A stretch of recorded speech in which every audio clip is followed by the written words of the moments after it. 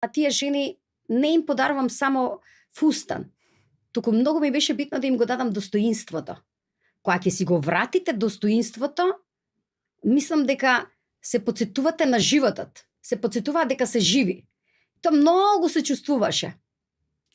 И затоа мислам дека таа ревија е бесцената. Дадоа еден посебен карактер на брендот. Елена Лука доби една друга димензија. Со толку години работење на крај сватив дека доколку немате здраво изграден темел во верата и во животот, а верата како фундамент на живењето, тогаш немате ни стабилност. Од друга страна, пак како жена, како човек, осознав дека ако немате љубов, нема смисла постоењето. Како жена имаме и мала предност во изведбата, оти многу размислуваме за функциите на објектите, не само да се сработат, практичност, па како туку мислиме на сите генерации. Значи, градиме и за најстара генерација, и за деца, и за млади семејства, и за млади брачни парови, и за поединци. Сите треба да си ја најдат функцијата во тој стамбен објект и неговата околина. Инфраструктура на, не знам, школи, маркети, све што треба да биде логистика на едно нормално, современо, нормално, убаво живење.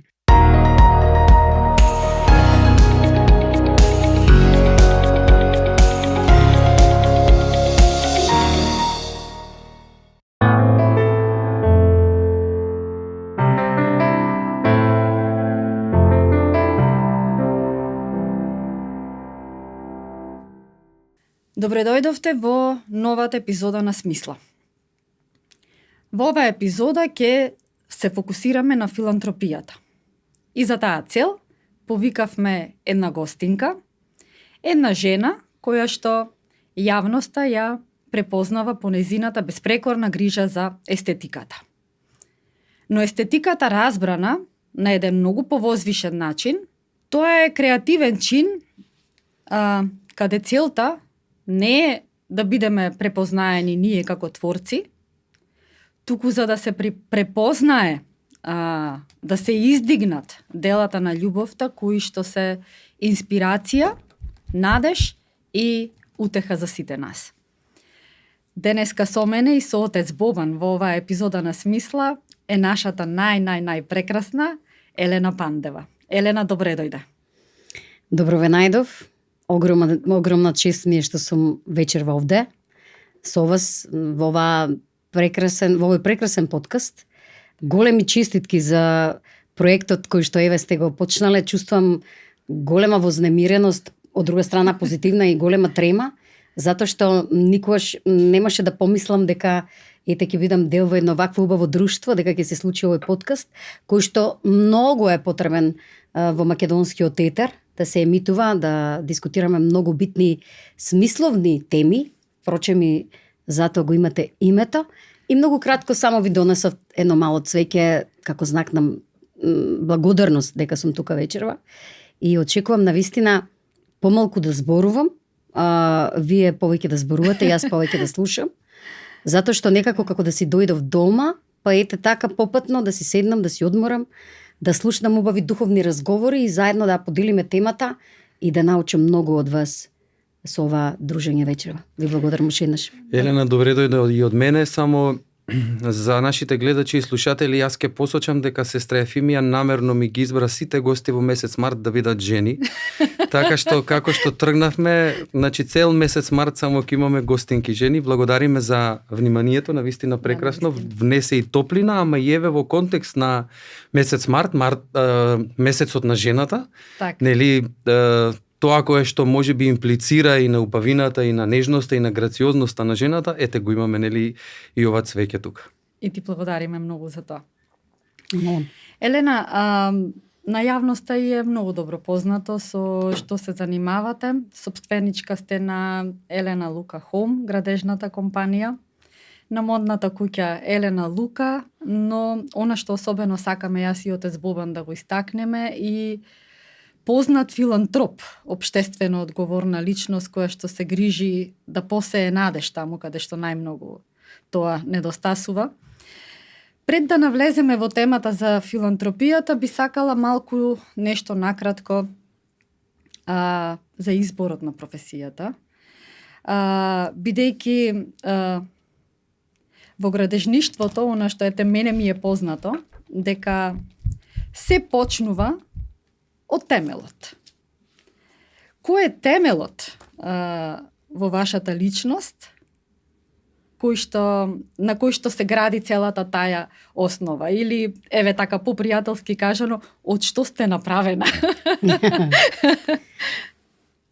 Како има и во Библијата, кога темелот е стабилен, здраво изграден, тогаш не се плашиме и од товарите. Така. Одлично кажано. Моите професии, не знам, Елена Лука групација е составена од повеќе компании. Така. Елена Лука како луксузен моден бренд, го работам 20 на години. Елена Лука Home, инвестиции во градежништво и создавање на современо убаво градежништво. Тоа е преку 30 години, затоа што имам семејни корени во тоа. Компанија Темел, оператива, градежна оператива, која што исклучиво се занимава со изведба на градежни објекти. Исто Лукарт, таа е нова компанија, инспирирана од името на мојот син. Се занимаваме со управување и одржување на стамбени објекти и комплетна логистика околу сервисирање на објектите во Македонија. И fashionel.mk, тоа е одличен портал за мода и за архитектура, кој што ги обработува двете теми и со години постои, преку 10 на години, имаме одличен авторитет на порталот, голема следливост, така да и тоа е одличен проект. И воедно да не заборавам Елена Лука Текстил, тоа е компанија која што се занимава со производство на текстил.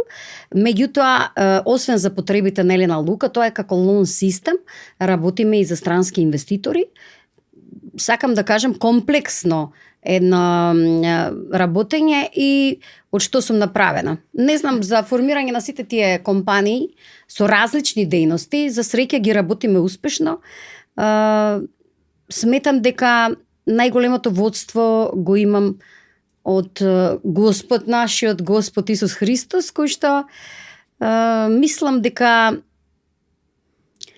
сум тука во служба на луѓето, како сервис на моите браќа и сестри, на моите сограѓани, а пак од друга страна сметам дека нашиот Господ пак преку мене или преку сите нас ги реализира пак неговите потреби за милост, за поддршка на луѓето на земјата, за да можеме да реализираме различни проекти кои што пак во суштина или во смислата најверојатно кријат еден духовен развој, едно духовно патување и надминување на многу ситуации. Морам да кажам дека заедно и со мојот тим, кога имаме состаноци, секогаш бараат налози за да сработат нешто, да им делегираш обврска. И јас им викам, луѓе, значи ние работиме, и ја имам некој шеф, значи работам за некој. Тоа е таа, можеби, одговорност, дисциплина, послушање, за да направиме добри дела. А меѓу другото мораме и да креираме, затоа што во суштина душата сака да креира, да создава убави нешта, да емитува светлина. Така да не ви треба многу ја да ви правам контрола и надзор над работењето, едноставно одговарате пред повисоки сили и да имаме една свесност за тоа и една одговорност дека еден ден ќе застанеме на судот позади нашите дела. Така да мислам дека мора да постои некоја сила што те води, како што кажав, јас добро ја чувствам во срцето, меѓутоа морам многу да работам на тој пат и кој што ме тера напред да издржам, не ме ни тера, едноставно тоа е огромна љубов и имам огромна потреба да создавам, да работам, да се надградуваме и тоа е тоа. Со толку години работење на крај сватив дека доколку немате здраво изграден темел во верата и во животот, а верата како фундамент на живењето, тогаш немате ни стабилност. Од друга страна, пак како жена, како човек, осознав дека ако немате љубов, нема смисла постоењето. И на крај мислам дека ако нема вера, ќе немате ни вечност. Така. И што друго да кажем, се трудам овие работи да ги развивам и да ги втемелам во моето духовно живење и не само да градиме надворешни храмови, а пак да не ја градиме на трешната тишина, оти ќе испадне дека само градиме зидови празни, како што кажал, мислам, Свети Игнатий Брајанчанинов, он тоа го има кажано. И не знам, мислам дека комплексно е малку, меѓутоа се е многу љубов и кога имате љубов ги правите работите со желба и создавате убави нешта и нормално тоа треба да го перципира околината, ги следите реакциите на вашите конзументи, на публиката, на пријателите, на купувачите, на клиентите и кога тие зрачат позитивно, едноставно знаете дека сте на правото место.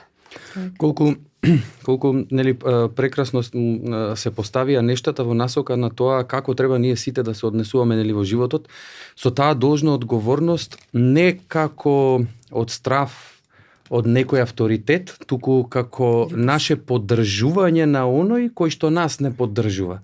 Или она кој што и сестра Ефимија на некој начин го загатна дека ние сме сотворци на Творецот, нели во сето тоа.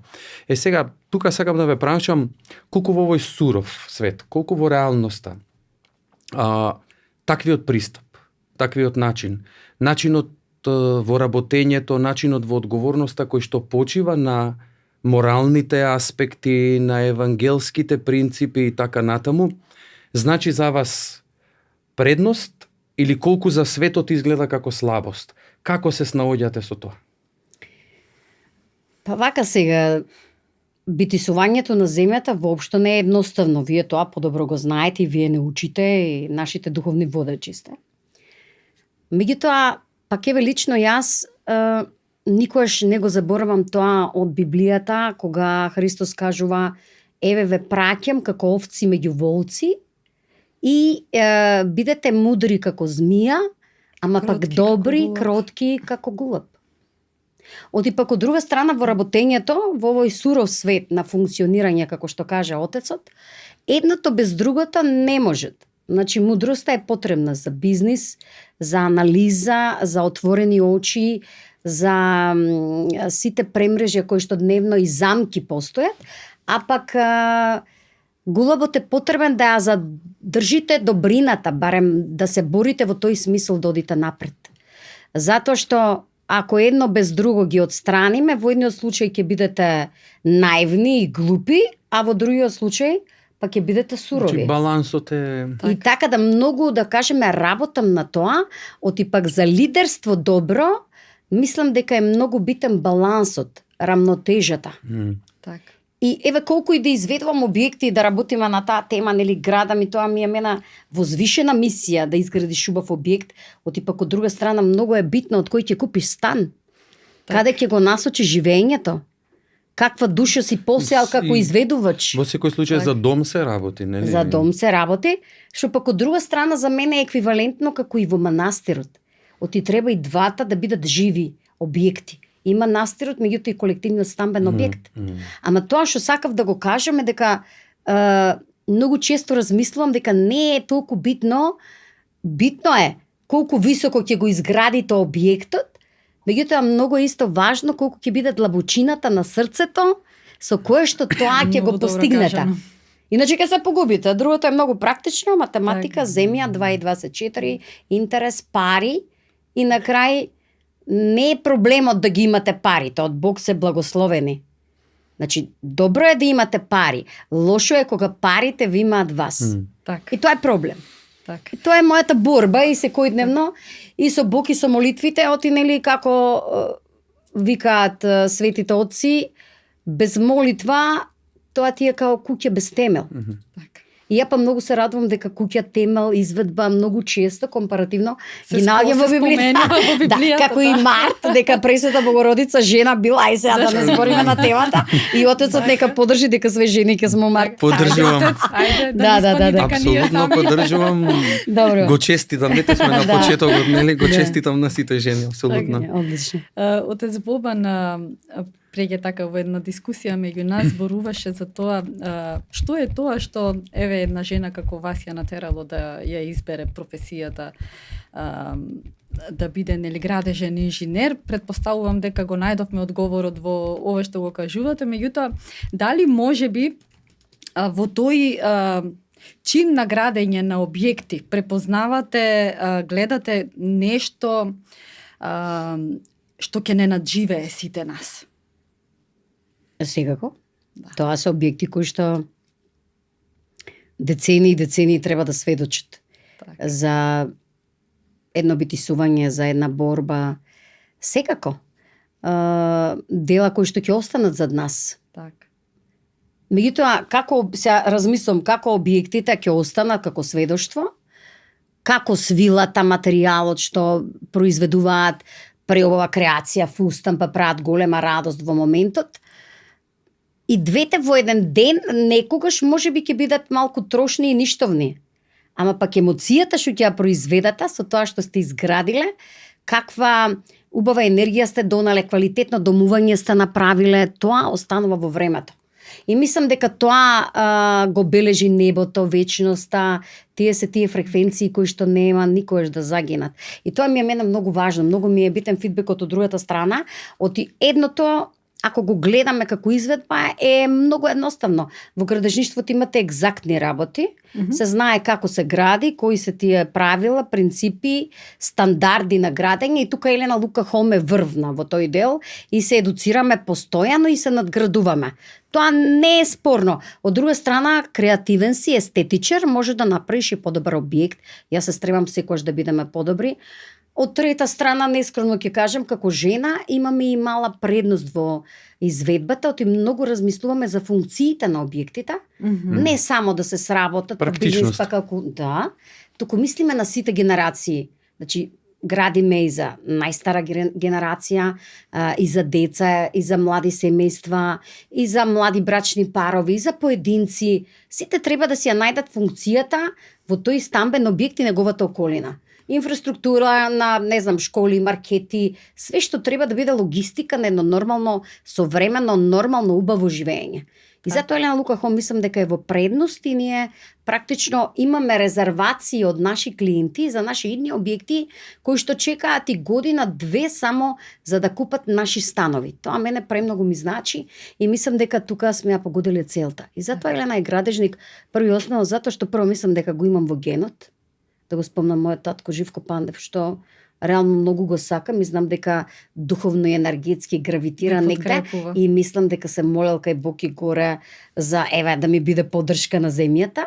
Значи од 6 оделење тоа да не го зборам, од многу мало девојче сум била со него, сме работеле во Струмица, во околина, сум го учела градежништвото. Со оделено објекти заедно со секаде него. сме договарале тогаш сега, тоа биле куки, помали објекти во тоа време. Меѓутоа од тука се тие николци стартот кога сум почнала да го сакам градежништвото, меѓутоа мислам и дека сум го имала во себе.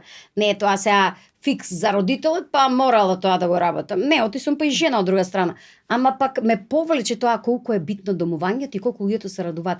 Уште секој сум го знаела. Но веројатно и тоа позитивно влијание, нели, од родителите кое што го добиваме, без разлика дали ние ќе ја продолжиме нивната професија, туку повеќе колку ќе го наследиме начинот, пристапот, сето она кое што како срж ни го предаваат, па било со која професија утре нели да се занимаваме, таму да бидеме нели опстојни, да бидеме темелни. Сестра Ефимија каже на многу убава поента што ми се допадна, а тоа е за филантропијата како естетика. Од досегашниот разговор јас можам нели да забележам дека врвно начело во вашиот пристап, во вашето однесување е тој естетски момент, затоа што сакате убавината која што веројатно ја созерцувате ни секојдневието, со која што живеете, да ја пренесете, да ја предадете, да им ја дадете, да ја вкусат, да ја осетат, да ја почувствуваат, нели, и оние кои што ќе ги користат, нели, услугите кои што ги испорачуваат.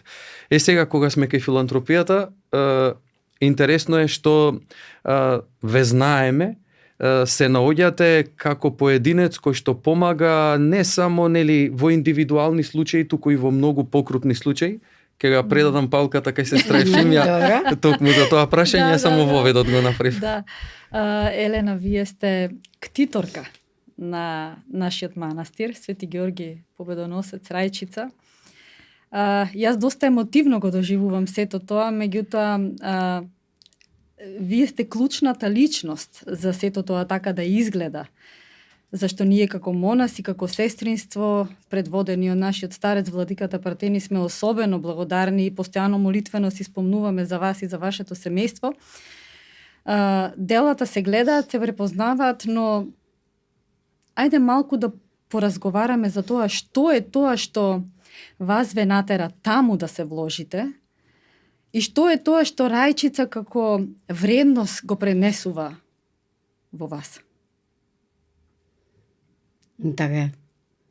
Добро, доста суштински интимно. Па вака, некако рајчица, како и секој манастир, го доживам како духовна болница.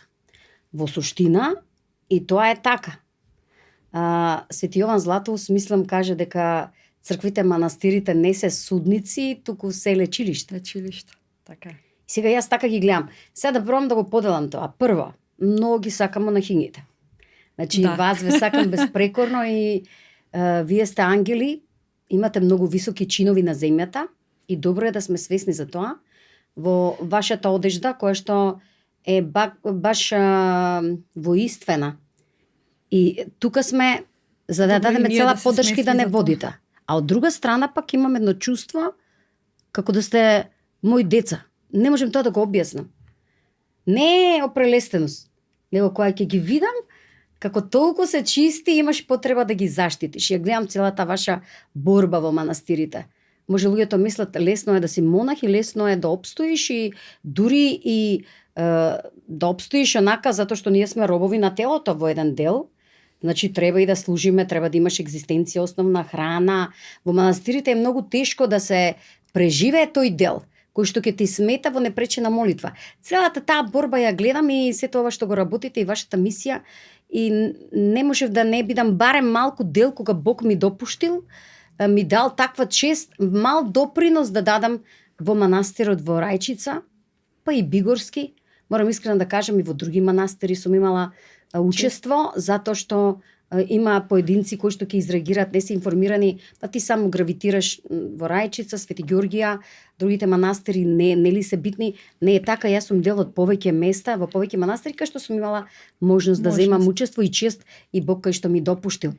Меѓутоа, верувате, јас сепак манастирот Свети Ѓоргија прво многу го сакам, премногу, и мојот татко е роден на Свети Ѓоргија. Меѓутоа, од друга страна, го гледам као тело Христово. Затоа што манастирот е тело Христово. Една заедница. Заедничариме сите заедно, а пак сме негде поединци. Место каде што ги крштеваме нашите деца, тоа е бизнис на душата. Значи, институции многу битни, кои што не се изработени само од камен и ѕидови, туку многу пожива материја се. Суштината на битисувањето, битни се и нашите домови како објекти, ама кога ќе направите убав објект, носи чувство на успех и љубов, ама пак кога правите манастир, имате допринос, дава чувство на мир. Тоа е многу важно, мирот секогаш да се задржува. Оти пак тука крштеваме деца, се исповедаме на крај, имаме духовно водство, учиме за спасение. Тоа е ресурсот преку кој што ќе дојдеме до причестувањето, а пак тоа автоматски води до вечноста. Сакам да кажам, многу ми е важно и ние тука доаѓаме да се сетиме на ресурсот каде е. Како да не вложувам во телото Христово, во едни преубави монаси и монахињи кои што осознале суштината на битисувањето, смислата, пак да ја повториме на подкастот, што не подсетувате, враќајте се во систем каде јас морам да дојдам на изворот, значи да бидам во контакт со вас. За жал не можам често да бидам таму, ама пак не значи дека не треба да дадам допринос колку можам да го градиме заедно тоа јадро христијанско, духовно, православно и Свети Ѓорги да не закрилува, меѓутоа и целото небо, така да пак е од Бог допуштање. Што сум многу благодарна и честа е моја. Трогната сум од ова што го слушам и просто не можам веќе да најдам мисла во себе за да продолжам со разговорот во ова насока, меѓутоа би сакала само да изразам дека во ова што го слушам препознавам една многу силна небесна закрила, не само од вашиот татко, туку и од светата царица Елена. Амин. Така, Света царица Елена многу е силна исто, како и сите Така е. светители. Па да, благодарам, мислам дека јас го чувствам влијанието на светителите и сите вие. Нормално, вие поготово, се надевам и моите браќа и сестри во Христа, се повеќе има осознаени луѓе и треба конечно да сватиме дека ние ништо не би биле на земјата Ако се подпреме само на нашите мозоци, ништо На не сме нашите сили направиле. сопствени. Интелектуални капацитети, измисливме некои терминологии, психијатри, чуда. Не. Значи, ние мораме да се водиме од силата на тие што не водат уствари, тие не поттикнуваат. Така да чувството и таа сила на присуството на царицата, нормално дека го чувствам и на други светители, морам да кажам. Так. И на нашиот Господ, тама работа, иначе. Дури кога сум најизгубена, тие се тука да не поттикнуваат, да се сетиме дека негде припаѓаме, да не заталкаме многу. Така е, наистина. Бидејќи кажа се Ефимија, не наоѓа зборови, јас ќе продолжам. Нели како едно си жена ова што беше кажано дека Елена тоа би рекол, таа иницијативност, нели, за ктиторство, која што за жал јас од секогаш ја поставувам како дилема. А гледајќи ја кај другите православни народи, морам да кажам дека оние кои што имаат, нели, како дар од Бога, многу почесто се иницираат да помагаат во контекстот на духовното. Кај нас би рекол дека тоа ктиторство и како заложба, но и како иницијатива е сведено само на малкумина. Но она кое што сакав да го потенцирам, а кое што го кажавте дека ктиторството изразено како аспект на филантропијата е навистина вложување во историјата, во сегашноста и во иднината. Не земната иднина, туку онаа иднина која што сите ние ја посекуваме. Од друга страна, тоа е толку љубовен чин. Не е чин за фалба, туку љубовен чин имено во таа насока, која што вие ја кажевте, да има простор каде што обременетите, измачените од овој свет, од овој живот, нели, ќе имаат каде да ја најдат таа сатисфакција. Кога сум на тоа, сакам да ве прашам, повторно малку подлабоко во интимата, некој ќе рече лесно е, Елена, има. Или има се. Колку значи да имаш, ама зар вие ги немате предизвиците на секој човек? Зар вие ги немате предизвиците, нели, со кој што и обичниот човек, и тој што нема, се соочува?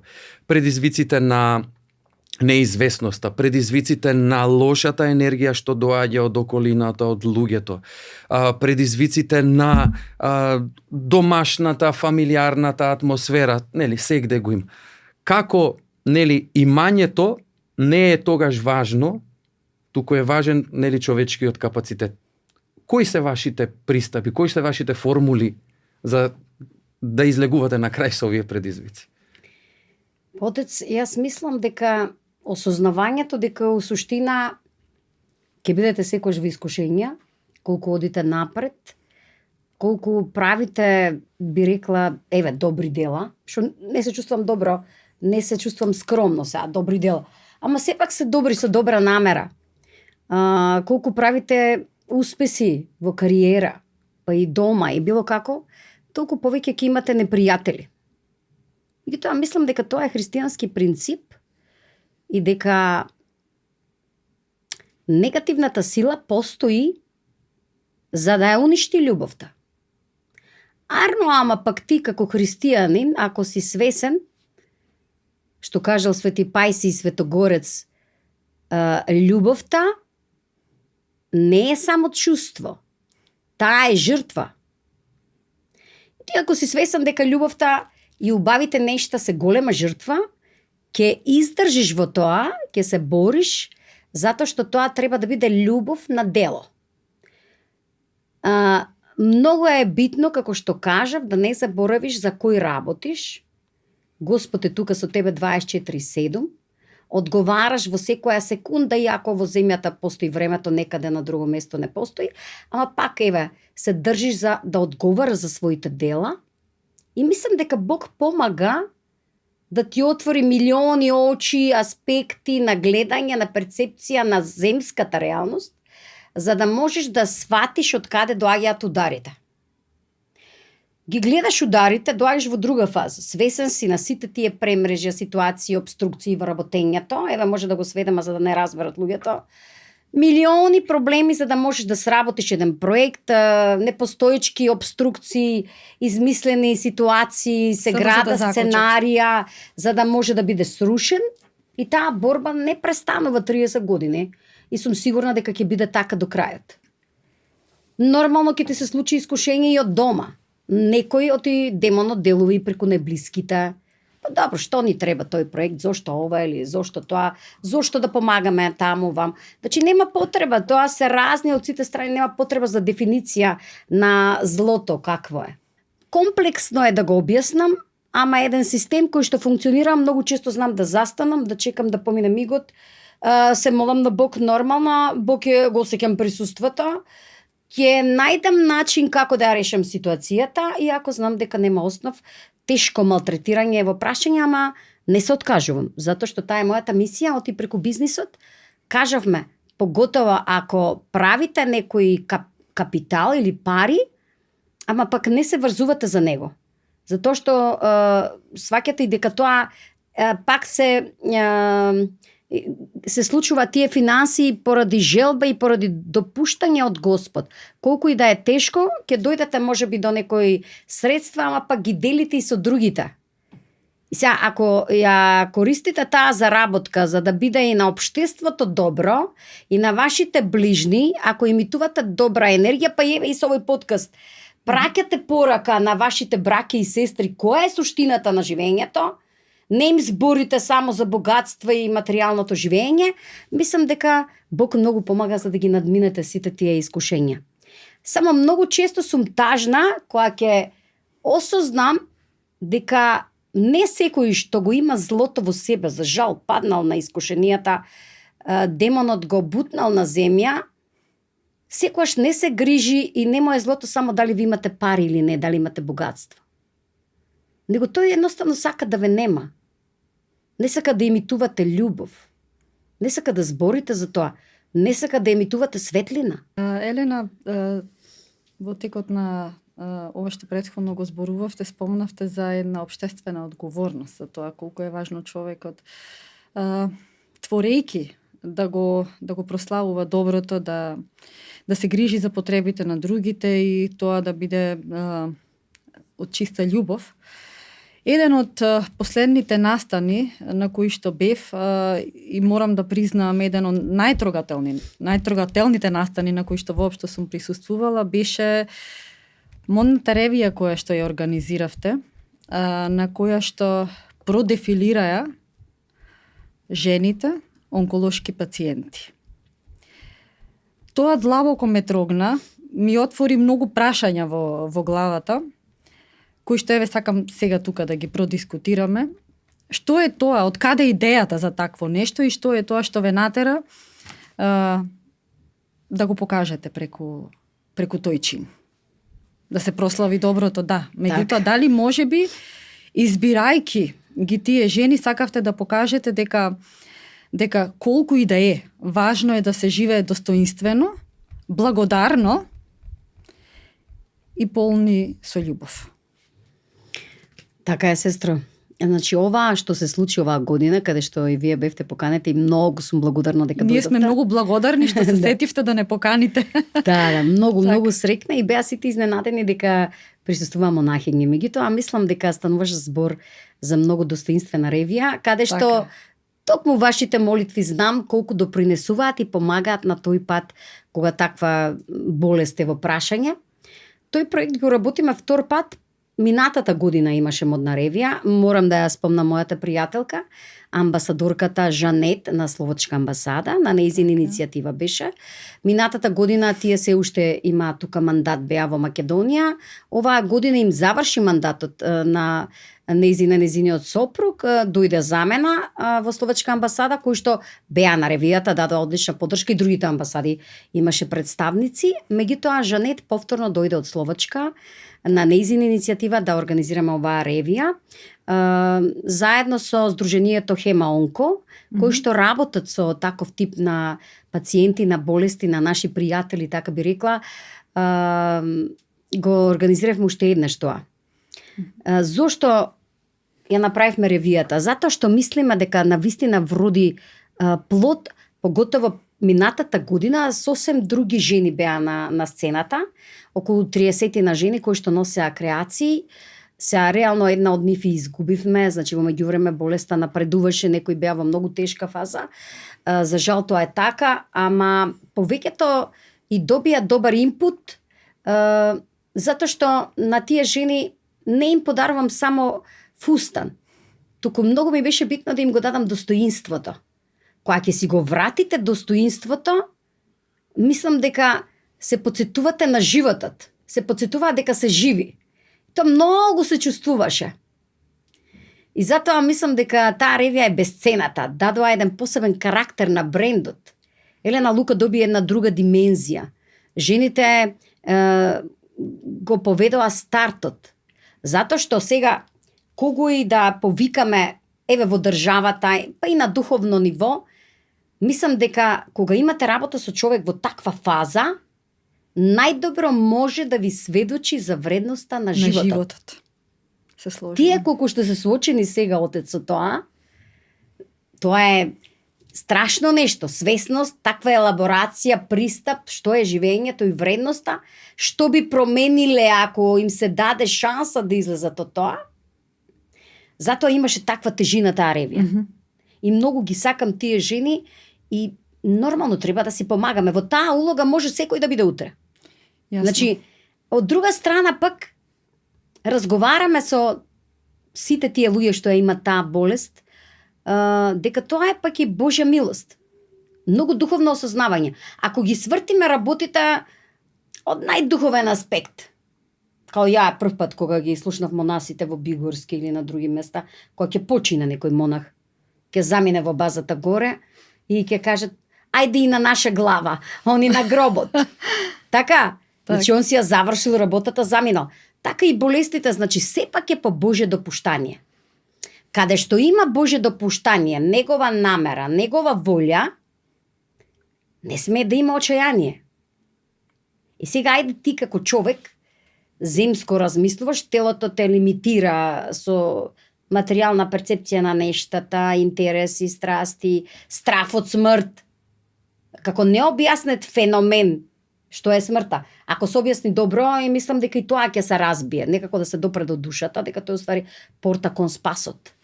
И сега тука се држиме и се плашиме и нормално им се прави паника. Самата паника блокира процес на заздравување. Точно. Еми сега демонот влева вака така, Бог допушта. Значи треба само да има свесност. Затоа јас многу ги сакам тие такви дружења преку мода, од и модата тогаш станува средство, Има тоа е друга станува вредност. служба. Модата во служба на многу повозвишени цели. Исто градежништвото во служба, исто медиумот во служба, сето она што го работиш може да биде многу етички и многу духовни пораки да прати и да донесе за целување и решавање на многу проблеми на духовно ниво. И затоа тие жени се чувствуваат подобро после тоа, напреднуваат во терапиите и во ефектот на заздравување. И затоа јас ги сакам тие и секогаш ќе бидеме дел од такви реви. Само кажав, го молам Бог да Боже, нема да не постојат. Јас го кажав тоа и на сцената таа вечер. сцената, да. Имавте многу мотивациски да кажам говор кој што буквално сите ги донесе до солзи таму. Така што верувам дека Да, ги поздрави остави, докторите, отипа без нив. Так. Како земски ресурси на леките имат една мисија, цело време се со нас, не лечат низ тие процеси, ние се менуваме како пациенти, доаѓаат други, тие стојат достоинствено, сепак не едноставно, имаат голема функција. Така да затоа, сестро, мислам дека почувствував таа голема љубов и таа голема трансформација, енергија голема, која што донесе на вистина, не знам, едно Божје присуство, една многу голема љубов. Но тука Дизајнираше надеж. Дизајнираше надеж тоа. Но не само тоа, туку интересен е, тука би рекол, има и една теолошка перспектива, имено дека колку човекот да е наранен од предизвикот на болеста, од секојдневието, ризиците, искушенијата, па дури од собствените гревови и падови и така натаму, сепак е Божји образ. И сепак секогаш треба да биде предмет нели на нашата љубов, предмет на нашата почит, предмет на нашето уважување, без разлика колку и да сме греовни. Така. Да сме дури паднале. и до тој, или па и да сме болни, затоа што болеста сепак го видоизменува човекот. Но, од друга страна и еден друг аспект кој што со сето ова, вие ги вклучувате, значи тие луѓе не треба да ги ограничуваме само на еден меѓупростор кој што е навистина тесен, од болница до дома, и во нашите разговори за тоа колку ни е жал и колку за нив ние мислиме, дури се молиме, туку да ги вклучуваме, да ги правиме инклузивни во сите општествени процеси, за да им докажеме дека луѓе живи сте, живеете, нели? Живеете со вашиот предизвик, но вие живеете. Вие сте тука за нас, ние сме тука за вас, нели се имаме, нели на некој начин заеднички. Мислам дека вие тука имате голема функција на будење, на едукација на луѓето во такви фази, каде што можете вистинските вредности да им ги покажете и колку е нивната вредност. И дека не треба негативната енергија да ги сосечи, да ги притисне и така во тешката ситуација, да они, не знам, не гледат излез. И сега добив просветление, имено, денови веќе ми имаше еден текст, кој што требаше да го препише, и се чудевме што е пораката или зошто им е даден на второ оделение. Текстот зборуваше за фустани, за разни бои и на крај едното девојче вели не е важно како е демек завиткано колачето, важно е дека е сладко. Демек сите колачиња, сите бомбончиња се сладки. Так. Пораката е тоа, не е важно луѓето, нели во што се облечени, како се облечени, дека преку тоа имаме друга. Така, да крај дека се луѓе. Низ разговорот јас пак ќе се вратам на уште една перспектива. Спомнавме вашата сестра, професионална сестраност. Нели, во градежниството, во модата, во медиумскиот простор и така натаму. Од сопственото искуство, колку на луѓето би им порачале две перспективи? Прво, како, по што да се раководат во изборот на професија? И дали треба изборот секогаш да се фиксираат за еден избор? Добро. Значи, малку ќе разговараме и ова е земско убаво прашање за перспектива за младите луѓе, за жени предприемачи. Имам и доста такви прашања од млади девојки, млади жени. Многу е битно најпрво да имате оригинална идеја. Значи, визијата која што ја имате, треба и да се донесе до реализација. Сега, тука е блокот затоа што веднаш уште на првото скалило имате обструкции. Ке ти требаат пари, вакво финансирање, имаш идеја, немаш практичност како ќе се реализира проектот и сето тоа. Човек треба најпрви да биде искрен со себе, да си ги познава собствените лични капацитети и ако постои една реална и издржана визија на некој таков бизнис повик, да проба да го реализира. Ресурс на финанси има разноразни можности доколку сакаш да направиш реализација на твојата идеја. Елена Лука, не ја спомнав, во склоп на своето работење, со години има Елена Лука фондација, не во склоп на фондацијата, токму таков профил на жени сме финансирале кои што ќе дошле со апликација за нивна бизнис идеја и мислам дека финансиравме околу 20 на жени, меѓутоа и девојки од рурални средини за едукација, од тие се битна е едукацијата. Точно. Темата оттец ми беше за конкретно да кажам, значи морате првин себе да се познавате, од прилика што ве влече да работите. Добро е да го работите тоа што го сакате и втората работа морате да работите тоа што морате. Среќа ако работите тоа што сакате, да се развие таа идеја, еве Елена Лука, секој се отворени вратите за такви проекти, да седнеме, да ги разработиме, да ги ставиме во пракса, значи секој може да се пријави, да дојде млад човек кога има оригинална бизнес идеја, да разгледаме за да можеме да внесеме во реалност. Дали треба да биде само еден повик? Апсолутно, ете јас сум пример дека не треба тоа така да биде, поготово ако сте човек што имате многу дисциплина, сакате да учите, си сака следење на тенденции, на тековни состојби, на нови технологии, на одење напред, значи трендови следите, ке се едуцирате и го следите времето, така да може да добиете желби за нешто друго. Човек што е амбициозен, работник, а во отворен, суштина реален, за да не биде сега само филм, ја можем да правам, има многу такви, па на крај во реализација нема дела, немат ништо и тоа е губење време и замајување на реалноста и на вистина стана збор за манипулација, кај што пак ќе обземат внимание на некоја група на луѓе, па и нив ќе ги завлечат, па ќе изгубат сите време и пари и здравје и све. Кажувам на една реална основа дека треба да се проба и да се работи, па може да работиш и многу професии, затоа што навистина кога Бог ќе види колку се трудиш, работиш и имаш чисто срце, сакаш да направиш добро за себе, за околина, Бог ти дава дополнителна сила, разбирање, уште толку креација, одлични луѓе ќе ти донесе тим, каде што ќе може да се мултиплицира твојата идеја, за да можеш да направиш уште некое добро дело и за себе, за своето семејство и за другите. Ќе ми дозволи сестра Ефиме уште ова честопати и во други гостувања, еве ове неколку пати го спомнавте тимот. Нели, во насока дека ви е поддршка, дека тоа заедничарење е многу важно и дека нели не секогаш се истакнувате самите без да го потпишете нели и тимот во сето тоа. Колку е важно тоа да биде двонасочно, нели, и од оној кој што раководи и од тие кои што испорачуваат, нели, да сватат дека не е тоа работам за некого, туку работам со некого. И дека е пак важно да се даде и таков поттик, нели, и преку тоа што ќе се спомне и на секој друг начин, нели, тимот со кој што работиме, дека ние сме една заедница која што заедно придонесуваме, секој со улогата која што нели ја има во. Така е. Ова е едно специфично прашање. Некогаш мојата фирма знае да заличи на манастир. Ја малку манастир. филозофски постојано, извинете. Одлично, тоа не е филозофски, тоа е суштински многу точно прашање. А меѓутоа, за жал, не секогаш вработениот осознава колку можеби вие правите за него и ја давате шансата за реализација и дека можеби тоа е Божја волја што тој не може да ја почувствува.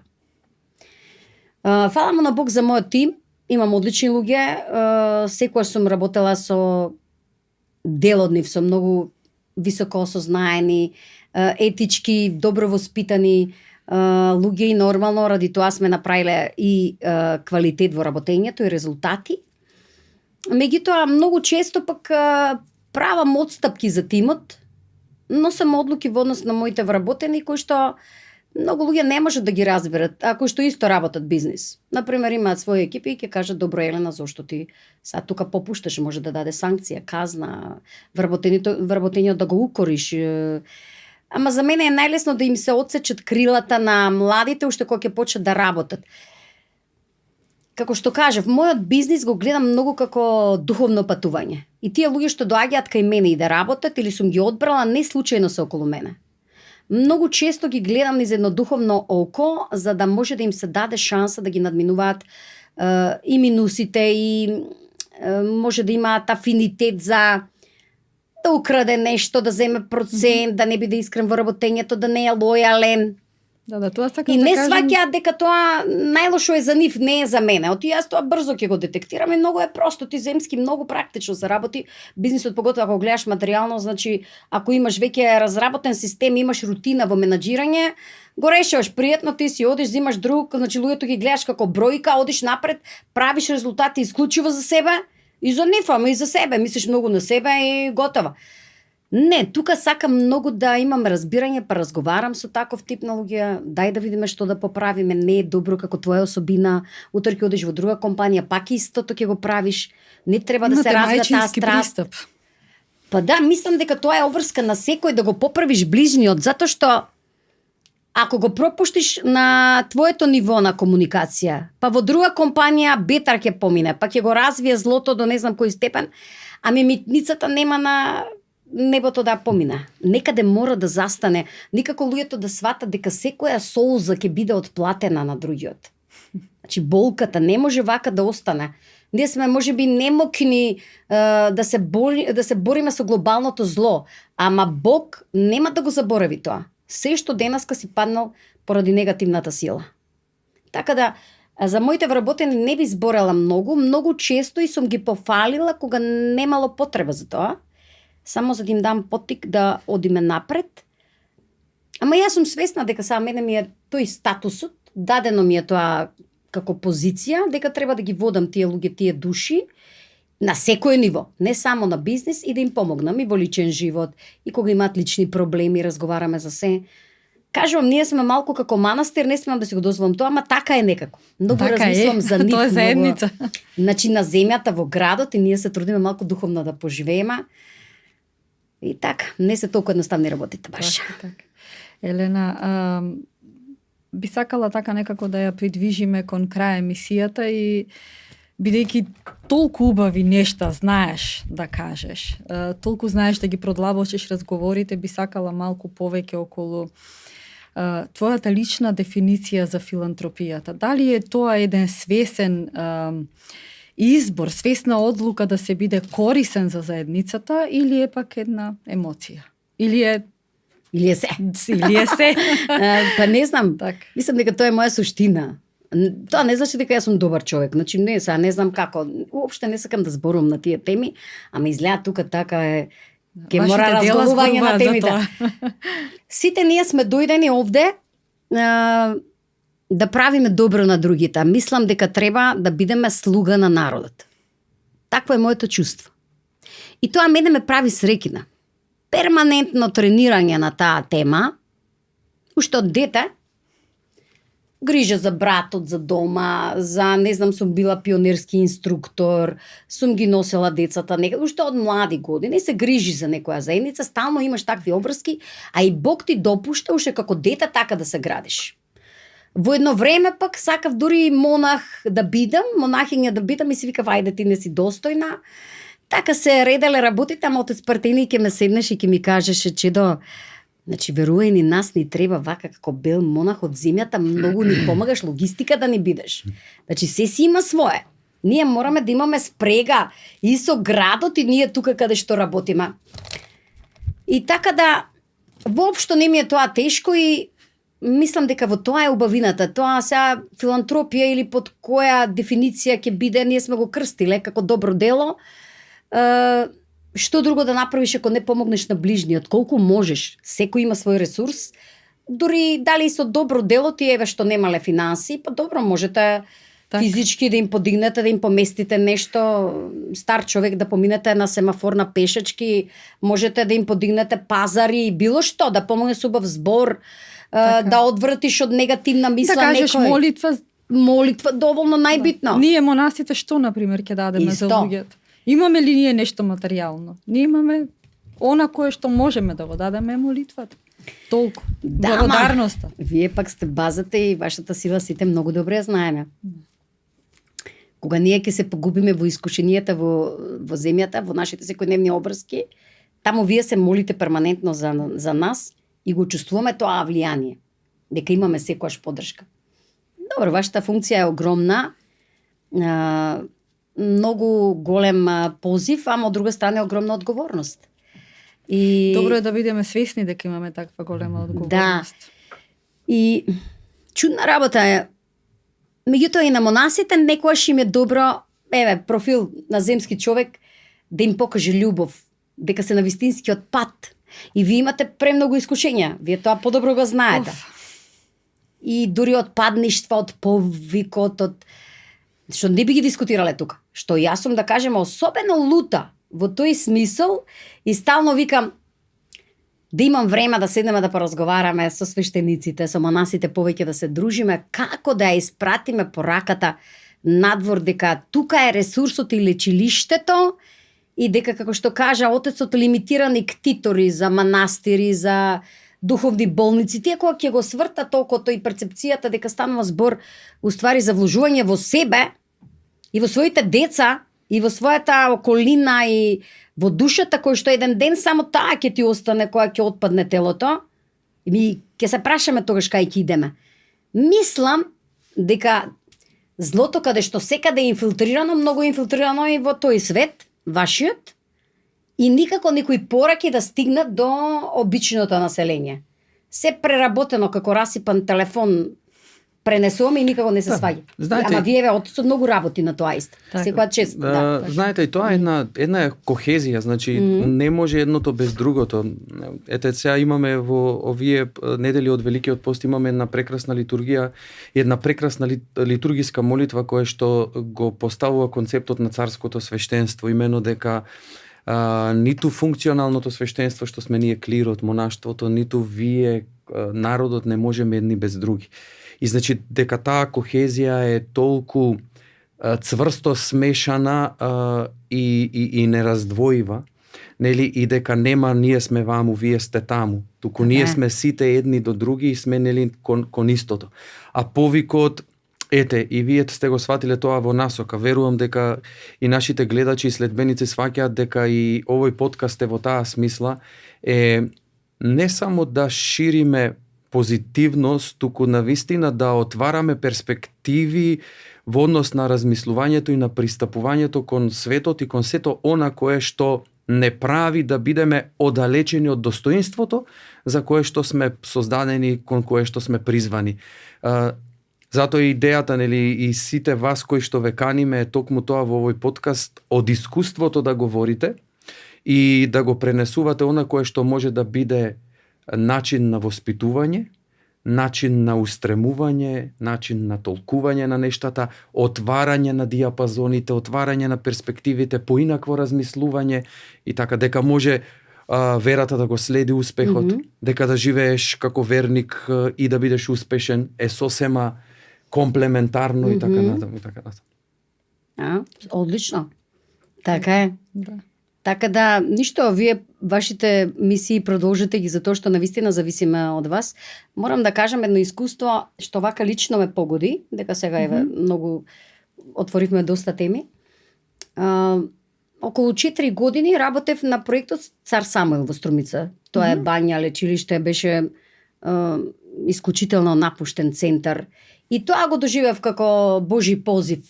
Во најголемите гужви ангажмани, мене ми се отвори опција тука да влезам да работам, да го реновираме, да го реконструираме тој дел и да се дигне тоа лечилиште, таа бања со прекрасни води кои што навистина баш исцелува многу луѓе. Се беше, мислам, една божја промисла. Тука мислам дека ние можеме да дадеме поддршка. И како монаштво, како свештеници, ги имате сите ресурси. Како јас себе секојдневно, никој не знае дека ги дискутирам овие теми, можеби ми се битни и дека духовноста ми е толку битна, оти секојдневно гракам за мојот бизнис. Ќе отворите моите брендови, ќе видите апартмани, фустани, градби. А у суштина битната работа е да грака црквата, значи многу гласни да бидеме. Тие луѓе таму ги разговарав, видов дека биле во еден период во многу тешка ситуација, барале помош од нашата црква, меѓутоа немал можеби некој слух, може таква била среќата, такви биле констелациите да се изнаправи злото, да може да ги изгубиме тие луѓе, а не се малку. Тука може да ми биде мене многу тешко. Зошто луѓето ни се лизгаат низ прсти со пасош од небо пратени, ти си православен христијанин, и да заталкаат негде кај што не им е местото. Тоа може мене многу да ме повреди. И затоа замолувам за гласноговорништво во еден дел.